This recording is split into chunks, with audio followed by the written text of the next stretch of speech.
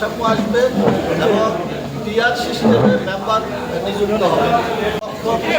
পার্লামেন্টের আমরা পার্লামেন্টের পক্ষে যেন নতুন করে আর কোনো স্বৈরাচার বাংলাদেশের ক্ষমতায় না আসতে পারে, এই জন্য চেক অ্যান্ড ব্যালেন্সের জন্য দ্বিকক্ষ বিশিষ্ট পার্লামেন্ট অবশ্যই দরকার এবং প্রাপ্ত ভোটের আনুপাতিক হারে উচ্চকক্ষের মেম্বার নিযুক্ত হওয়া এটাই দরকার। প্রাপ্ত ভোটের আনুপাতিক হারে উচ্চকক্ষের মেম্বার নির্বাচিত না হয় তাহলে পুরো আসনের কারণে নিম্নকক্ষের আসনের কারণে যদি মানে উচ্চকক্ষের মেম্বার নির্বাচিত হয় তাহলে একটা সুবিধা হয়ে যায়, এক্সটেনশন হয়ে যায় নিম্নকক্ষের, তাহলে এটা দিয়ে কোনো লাভ নাই। এই জন্য আমরা চাই যে উচ্চকক্ষ হোক এবং ক্ষমতার ভারসাম্য আসবে এবং টিআর সিস্টেমে মেম্বার নিযুক্ত হবে। 2 নম্বর হলো সংবিধান সংশোধন।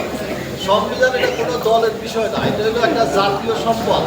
এই জন্য সংবিধান সংশোধন যদি করতে হয় তাহলে নিম্নকক্ষে উঠান 2/3 সমর্থন নেওয়া, উচ্চকক্ষেরও 2/3 সমর্থন নেওয়া সংবিধান সংশোধন করা দরকার। আর সংবিধানের মৌলিক যে বিষয়গুলো আছে এগুলোকে যদি সংশোধন করতে হয় তাহলে গণভোটেরও ব্যবস্থা থাকতে হবে। 2 কক্ষে পাশ করে এরপরে গণভোটের ব্যবস্থা করতে হবে।